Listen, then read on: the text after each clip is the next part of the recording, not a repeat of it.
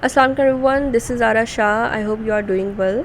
So today this video is the second part of the PMS subjects, and today we'll be discussing two compulsory subjects of PMS, that is Pakistan Studies and the General Knowledge, and I will be also discussing about the optional subjects as well. So let's start. Okay, so starting with Pakistan studies papers. First difference तो ये है कि CSS में जो है आपका Pakistan affairs नाम है, PMS में पाकिस्तान स्टडीज़ है। तो पाकिस्तान स्टडीज़ का मतलब ये है कि आपको जो है मुग़ल ईरा से लेके British India towards the pre partition और प्री पार्टीशन के बाद पोस्ट पार्टीशन जो है ईरा, उसे आपने इन डेप्थ डिटेल में स्टडी करना है। ऑफ कोर्स CSS में भी आप करते हैं, लेकिन यहाँ पे आपका मेजर फोकस होना चाहिए। बाकी सिलेबस में कोई as such there isn't any difference. Paper pattern में जो है थोड़ा डिफरेंस है, वो ये है कि 20 मार्क्स के फिल इन द ब्लैंक्स आते हैं आपको 10, means each blank carries 2 marks, और क्योंकि उसमें 2 ब्लैंक्स होते हैं तो आपके पास 20 मार्क्स का ये हो गया, और रिमेनिंग आपने 80 मार्क्स के 4 क्वेश्चंस करने हैं। अब इसके अंदर ये है कि आपके पास जो पाकिस्तान स्टडीज़ का पेपर है, इसमें आपका प्री पार्टीशन में से आपके पास जो है डिबेकल ऑफ 1971, इसके ऊपर क्वेश्चन आता है। अगर हम देखें रिफॉर्मर्स के ऊपर लाजमी, यासर सैयद के ऊपर लाजमी आता है। अल्लामा इकबाल कायद-ए-आज़म के रेफरेंस से आपसे पूछा जा सकता है। देन आपके पास जो है क्या कहते हैं, ब्रिटिश इंडिया में जितने भी आपके जो थे जिना गांधी टॉक्स हो गए या डिफरेंट जो है आपके पास प्री पार्टीशन के ऊपर फोकस रहता है। ये नहीं है कि प्री पार्टीशन सिर्फ एक सवाल आएगा। लाइक इन 2021 का अगर हम पेपर देखें तो उसके अंदर आपके पास सर सैयद का आया question, is political ideology with reference to counter the imminent danger of majority rule in India, number 1। Number 2 आपके पास आया अल्लामा इकबाल और कायद-ए-आज़म का you can say that the his Islamic state, concept of Islamic state. Number 3 पे आपके पास debacle of 1971 आया, और उसके अलावा जो है आपके पास, क्योंकि पाकिस्तान के socio economic challenges these are the hot topics this days, तो उसके अंदर जो है इकनॉमी जो आपके पास इकनॉमिक चैलेंजेस है, उसके अंदर आपके पास not of this era but Musharraf era के अंदर जो इकनॉमिक चैलेंजेस थे उसके ऊपर जो है फोकस करके उन्होंने उसके ऊपर क्वेश्चन पूछा। एंड देन आपके पास उन्होंने आपके पास CPAC को पूछा। CPAC को लाजमी करना है बिकॉज CPAC जो है you can say that it's a evergreen topic. इसके अलावा आपके पास इंडस्ट्रियल सेक्टर में जो पाकिस्तान को जो चैलेंजेस फेस हैं इसके ऊपर क्वेश्चन है। एंड आपके पास शॉर्ट नोट्स आए जिसमें energy crisis, of course energy crisis जो है वो सबको ही पता है कि क्या चल रहा है और सब ने ही प्रिपेयर किया होता है, तो यू कैन ईज़िली अटेम्प्ट। और नेशनल सिक्योरिटी चैलेंजेस जो है पाकिस्तान की। और इसके अलावा Kashmir conflict is also an ऐसा टॉपिक है कि जो आपसे पूछा जा सकता है रिपीटेटिवली। ये आपके पास पाकिस्तान स्टडीज़ का पेपर है। इसकी जो है इन डेप्थ मैं वीडियो एक बनाऊंगी कि किस तरह आपने कौन कौन से सोर्सेज जो हैं वो कंसल्ट करने हैं, कौन सी बुक्स है, कौन सा पार्ट जो है वो करना है, और कैसे आप पेपर को अटेम्प्ट कर सकते हैं। पाकिस्तान स्टडीज़ के पेपर में ये है कि of course you will write the introduction. अगर मैं एक जनरल एक आपको थोड़ा ब्रीफली यहाँ पे बता दूँ तो इंट्रोडक्शन आप लिखते हैं। इंट्रोडक्शन क्या होता है कि जो आपके पास क्वेश्चन पूछा गया है यू जस्ट ब्रीफली आप एक काइंड ऑफ एब्स्ट्रैक्ट लिखते हैं in the introduction, number 1। Number 2 ये है कि हेडिंग्स लाजमी होनी चाहिए, major headings and then the sub headings, ठीक है। Main headings and the sub headings वो लाजमी होनी चाहिए। Map where required just go for it. इसके अलावा ये है कि अगर आप किसी चीज़ को फ्लो चार्ट के थ्रू रिप्रेजेंट कर सकते हैं, करें उसे। कंक्लूजन का हेडिंग लिख के कंक्लूड करें, और उसमें कोई सेइंग आप मेंशन कर सकते हैं दैट इज़ पर्टिकुलर, ठीक है। लाइक अगर अल्लामा इकबाल की उसके अंदर है जिसमें इस्लामिक कॉन्सेप्ट है, तो अगर अल्लामा इकबाल के इस्लामिक कॉन्सेप्ट से रिलेटेड आपके पास कोई सेइंग है, just you can mention it in the conclusion. तो these are some of the tricks to get the maximum marks. So now let's move towards the general knowledge paper. Okay, so now talking about the general knowledge paper. So like I have told you before that in PMS there isn't any paper of current affairs particularly. जैसा CSS में होता है आपके पास यहाँ पे जो आपके पास current affairs है, they have incorporated this current affairs in the general knowledge paper. General knowledge paper जो है it is totally objective MCQs based होता है। 100 MCQs होते हैं and there is negative marking. 0.25 mark जो है वो कट होता है on every wrong answer. So you have to just keep this in mind कि आपने जितने भी MCQs करने हैं बहुत ध्यान से करने हैं, बिकॉज होता ये है कि अगर आपने सही भी किए हैं एंड लेटर ऑन आप सिर्फ in order to gain more marks आप जो हैं जनरली आप MCQs मार्क कर देते, तो नेगेटिव मार्किंग आपके जो सही मार्क्स भी हैं उन्हें भी ख़त्म कर देगी। सो पहली चीज़ तो ये। सेकेंडली आपके पास ये है कि अब करंट अफेयर्स का है, तो जनरल नॉलेज में करंट अफेयर्स के रिलेटेड जो है MCQs लाजमी आते हैं। और करंट अफेयर्स में जिस दफ़ा का MCQ था कि elephant from the zoo from the Lahore zoo was sent to which country, मतलब किस दर भेजा गया, तो कहाँ था वो, कैम्बोडिया उसका आंसर था। तो इस तरह के करंट अफेयर्स और करंट अफेयर्स को अपडेट रखने का वही तरीका है कि आप न्यूज़पेपर रीडिंग करें, आप मैगज़ीन्स जैसा है वर्ल्ड टाइम्स का मैगज़ीन है या दूसरे HSM के मैगज़ीन है या वर्ल्ड टाइम्स का, तो इस मैगज़ीन्स के अंदर जो है आपके पास करंट अफेयर्स की आती है, उस चीज़ को आप जो है उन चीज़ों को पढ़ें, करंट अफेयर्स वहाँ से ले अपने नोट्स बनाएँ। इसके अलावा ये है कि न्यूज़ सुने, उससे भी बहुत चीज़ें आपको जो जहन में, क्योंकि जो विजुअल रिप्रेजेंटेशन होती है वो आपके जहन में ज़्यादा और ऑडियो जो है वो ज़्यादा आपके जहन में बैठती है, तो आप उसके गो थ्रू करें। सेकेंडली ये है कि कुछ लोगों का सब ये होता है कि पाकिस्तान के मतलब अगर पाकिस्तान के रेफरेंस हम बात करें कि पाकिस्तान के डैम्स कितने हैं, पाकिस्तान में जो है रिवर्स कौन कौन से हैं, बराजेस कौन से हैं, प्लेटियोज़ और ये सब कुछ ना, तो इन चीज़ों को भी करना है, बट आपने करंट अफेयर्स पे फोकस करें।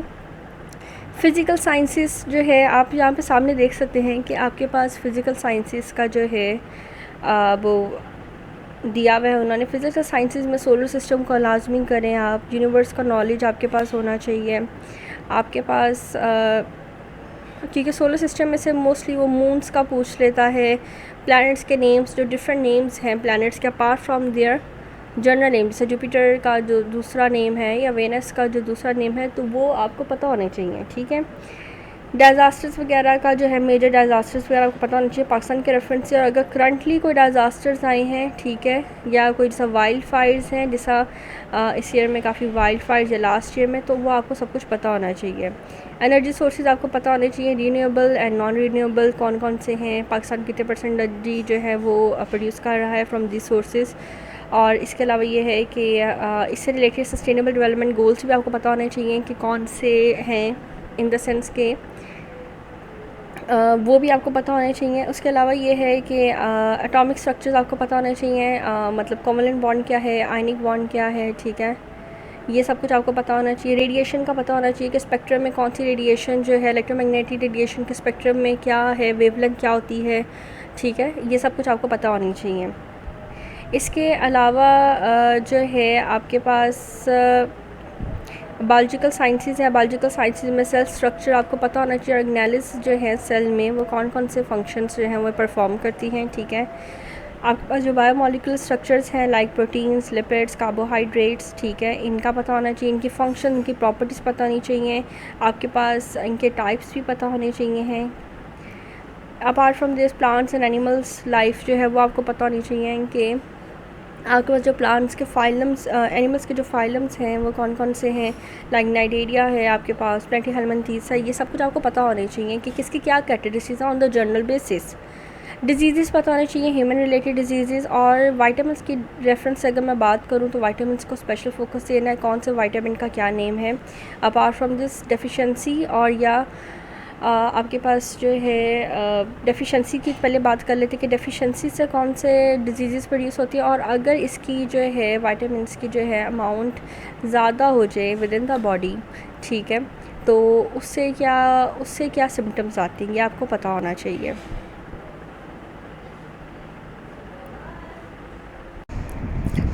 सो कमिंग टूवर्ड्स कि इसके अलावा फ़िज़िकल साइंसेस और आपके पास जो करंट अफेयर्स है, उसके अलावा you have biological sciences portion in the general knowledge paper, and इसके अंदर जो है आपके पास आपका जो फोकस होना चाहिए वो प्लांट एंड एनिमल सेल, उसके अंदर जो ऑर्गेनेल्स हैं उनके ऊपर फोकस होना चाहिए है, and then their functions you should know about carbohydrates, proteins, lipids and enzymes.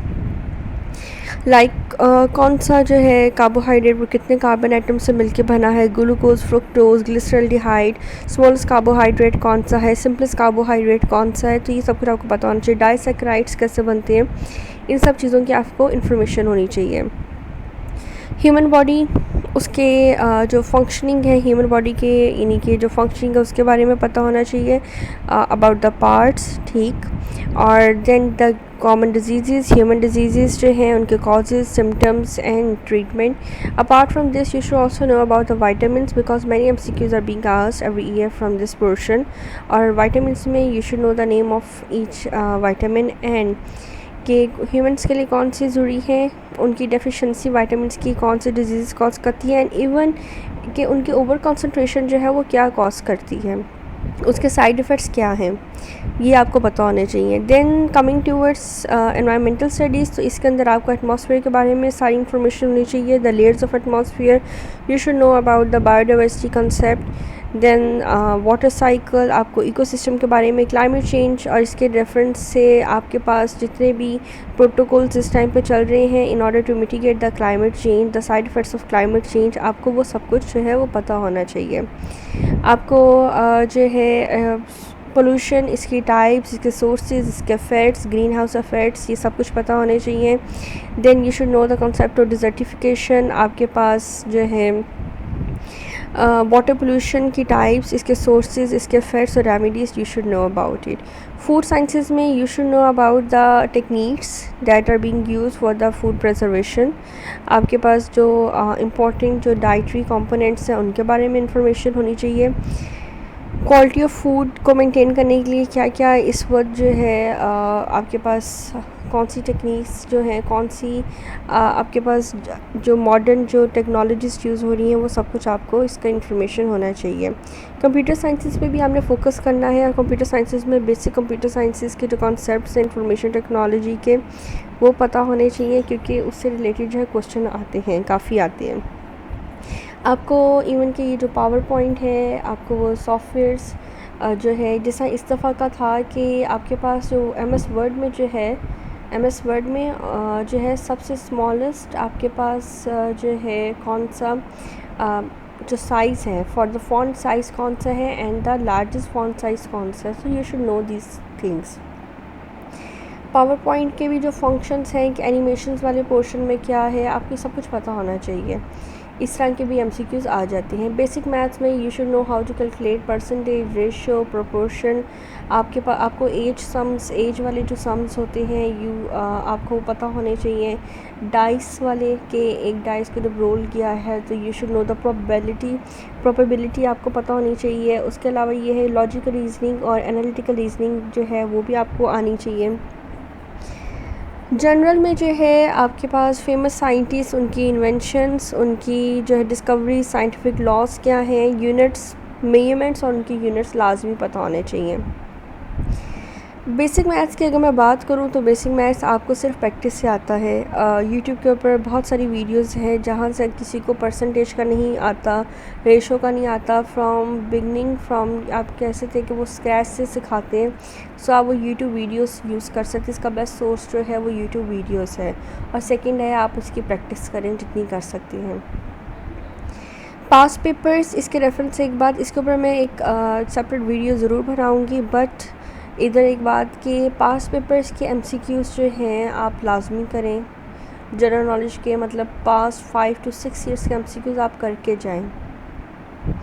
और जो है अभी से इसकी प्रिपरेशन स्टार्ट करें, बिकॉज देखें आप जो है जनरल नॉलेज का पेपर देखें, अगर जिसने CSSP देना है नेक्स्ट ईयर और PMS के लिए तो ऑफकोर्स जनरल नॉलेज का तो आपने पेपर देना है, लेकिन CSS में जिसने देना है तो आपने जो है you have to attempt the MPT, ठीक है।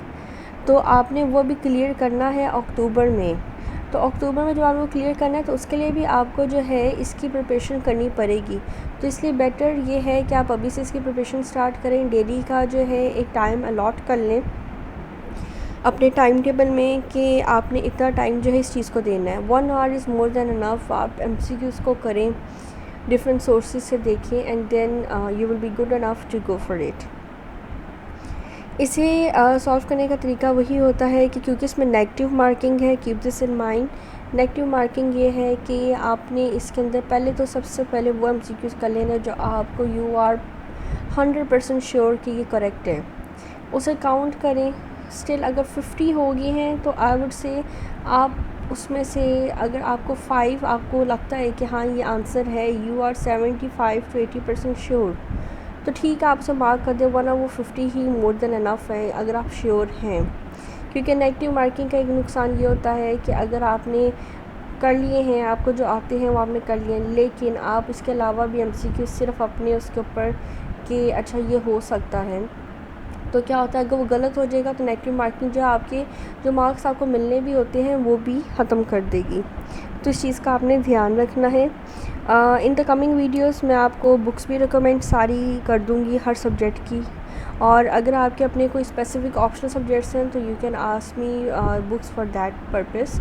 और ये है कि अगर मैं इसकी बात करूं कि PMS अब कब एक्सपेक्टेड है, तो पंजाब का जो PMS है, PMS पंजाब जो है वो आपको मोस्ट प्रोबेबली अभी थोड़ी र्यूमर्स ऐसी चल रही हैं कि दिसंबर में दोबारा माइट बी पॉसिबल कि दिसंबर में आ जाए, नहीं तो नेक्स्ट ईयर अप्रैल और जून, ठीक है, इनमें से एक में। वो डिपेंड करता है कि अब ये कब निकालेंगे। अगर तो आपका जनवरी में एडमिशन चला गया तो आपके पास अप्रैल में पेपर हो जाएंगे, ठीक है, मार्च या अप्रैल में। तो और अगर आपका मार्च में एडमिशन जाता है तो इट मीन्स कि आपका जून में एग्ज़ाम्स ये कंडक्ट कर लेंगे, ठीक। तो इस दफ़ा भी काफ़ी स्टूडेंट्स के साथ ये हुआ था कि पीपल वर एक्सपेक्टिंग के पेपर जो हैं वो अगस्त में होंगे और जुलाई के एंड से अगस्त में स्टार्ट होंगे, लेकिन क्या हुआ कि वो जून में हो गए। तो इसलिए इस चीज़ को आपने ये जहन में रखना है कि तैयारी अभी आपके पास ये जो इस ईयर के जो आपके रिमेनिंग मंथ्स हैं इसमें अपनी प्रिपरेशन आपने पूरी करनी है, ताकि आपके पेपर्स नेक्स्ट ईयर जब भी हों यू विल बी, आपके पास ईजी होगा कि आप इजीली पेपर दे सकें। Paper just bear this in mind, paper जितने भी कॉम्पिटिटिव एग्ज़ाम्स हैं इसके अंदर सिर्फ आपकी प्रैक्टिस है और आपने जो पढ़ा है उसे रिप्रोड्यूस करने का आपका स्किल है। मुश्किल कुछ नहीं है, अभी से तैयारी शुरू करेंगे तो इंशाल्लाह आपके बेहतरीन नंबर जो हैं वो आ जाएंगे। I hope this video will be beneficial for you, और ऑप्शंस के लिए I will be making another video. Thank you for watching. अल्लाह हाफिज़।